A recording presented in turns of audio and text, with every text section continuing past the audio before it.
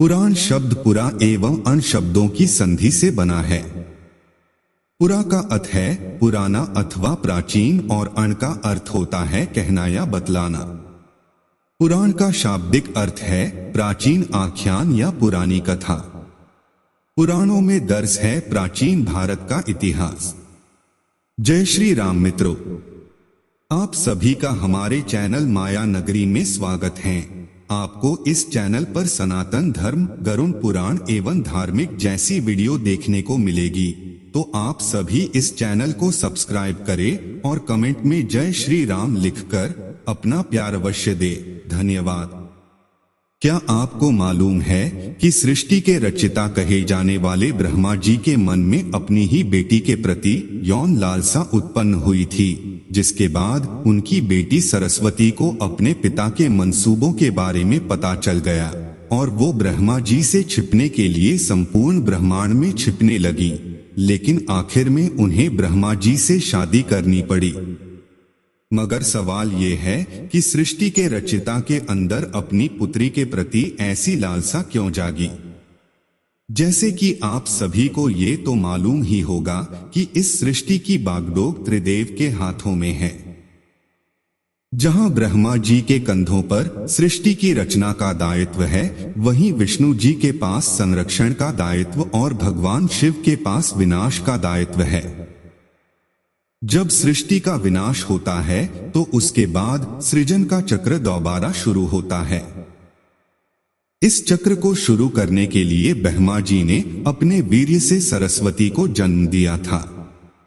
इस बात का वर्णन सरस्वती पुराण में किया गया है, जब ब्रह्मा जी ने अपनी ही पुत्री के साथ विवाह करने की इच्छा जाहिर की थी।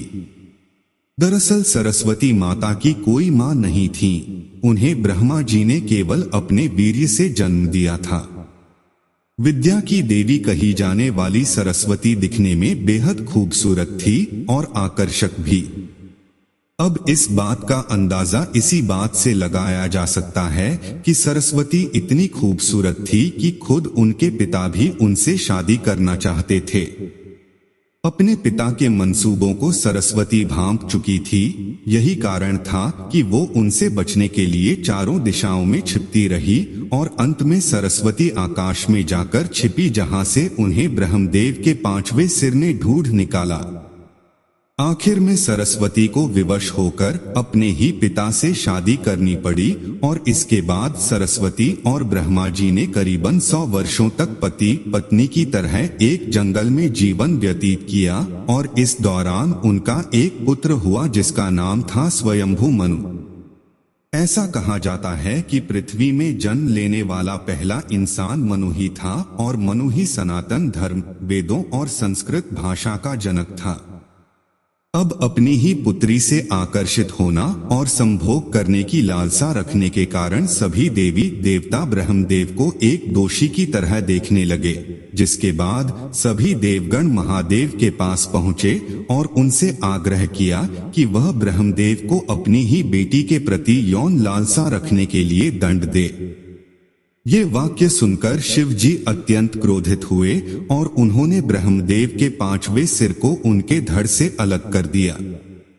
इस बात का जिक्र शिव पुराण में भी किया गया है कि ब्रह्मा जी के पहले 5 सिर हुआ करते थे, लेकिन 5वें सिर को शिव जी द्वारा उनके धड़ से अलग कर दिया गया था। भगवान शिव द्वारा ब्रह्मदेव का 5वां सिर ही इसलिए काटा गया क्योंकि 5वें सिर से ब्रह्मदेव ने अपनी ही पुत्री सरस्वती से संभोग करने के लिए कहा था, जिसके बाद क्रोधित होकर सरस्वती ने ब्रह्मा जी से कहा कि आपका ये मुख सदैव अपित्र बातें करता है और यही वजह है कि आपकी सोच भी विपरीत हो जाती है। भगवान शिव द्वारा ब्रह्मदेव के 5वें सिर को काटने के पीछे एक और कहानी काफी प्रचलित है। इसके मुताबिक एक बार भगवान शिव पार्वती माता को ढूंढते हुए ब्रह्मा जी के पास पहुंचे।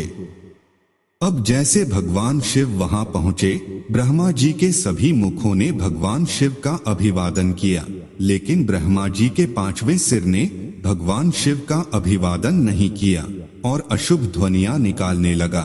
ऐसे में भगवान शिव क्रोधित हो गए और उन्होंने ब्रह्मदेव के उस 5वें सिर को उनके धड़ से अलग कर दिया। मित्रों, वीडियो को लाइक शेयर जरूर करें। वीडियो देखने के लिए बहुत बहुत धन्यवाद।